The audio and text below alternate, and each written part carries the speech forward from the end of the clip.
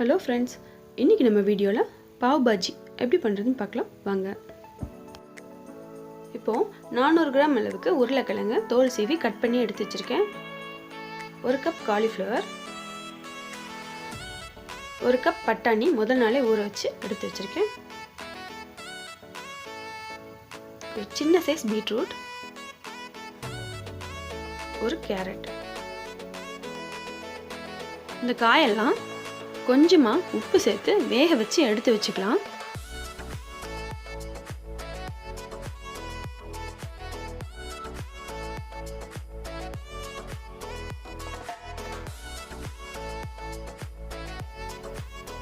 வேக வச்ச காய்கறிகளை நல்லா மசிச்சு விட்டுக்கலாம். இப்போ இதை எடுத்து வச்சுட்டு மசாலாக்கு என்னென்ன தேவைன்னு பார்க்கலாம். ஒரு 4 தக்காளி நல்ல பொடியாக கட் பண்ணி எடுத்து வச்சுருக்கேன். ஒரு மீடியம் சைஸ் குடமிளகாய்,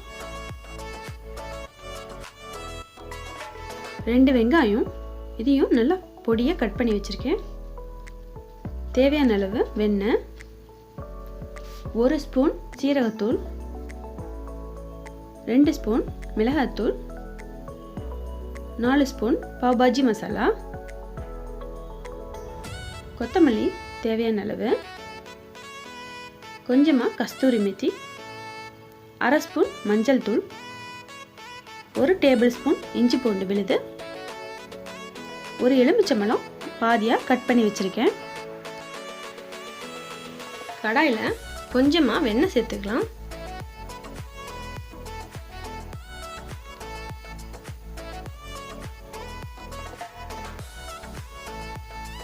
இப்போ நம்ம பொடியை கட் பண்ணி வச்சிருக்க வெங்காயத்தை இது கூட சேர்த்துக்கலாம்.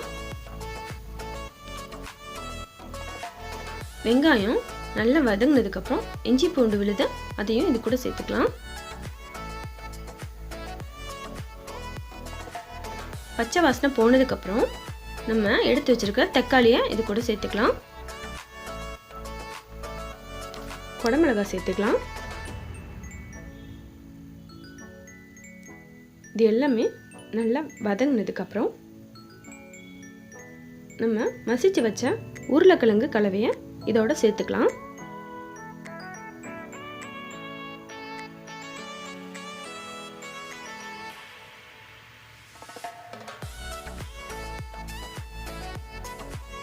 இப்போ சீரகத்தூள், மஞ்சள் தூள், மிளகாய்த்தூள், பாவ் பாஜி மசாலா, கஸ்தூரி மேத்தி, கொஞ்சமாக தண்ணி, எல்லாத்தையும் நல்லா கலந்து விட்டுக்கலாம்.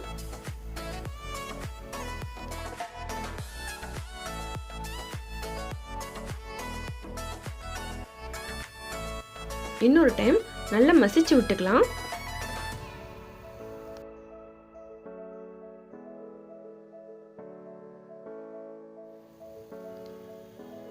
தேவையான அளவு உப்பு சேர்த்துக்கலாம்.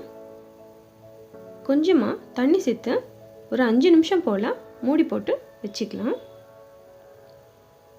இப்போ எலுமிச்சை சாறு இது கூட சேர்த்துக்கலாம். கடைசியாக கொத்தமல்லி தூவி இறக்கி வச்சிடலாம். ஒரு பேனில் கொஞ்சமாக வெண்ணெய் சேர்த்துக்கலாம். 1/2 ஸ்பூன் அளவுக்கு பாவ் பாஜி மசாலா சேர்த்துக்கலாம். கொஞ்சமாக கொத்தமல்லி, இது மூணுத்தையும் நல்லா கலந்து எடுத்துக்கலாம். பண்ணை இந்த மாதிரி சைடில் கட் பண்ணி பேனில் இப்படி வச்சு எடுத்துக்கலாம்.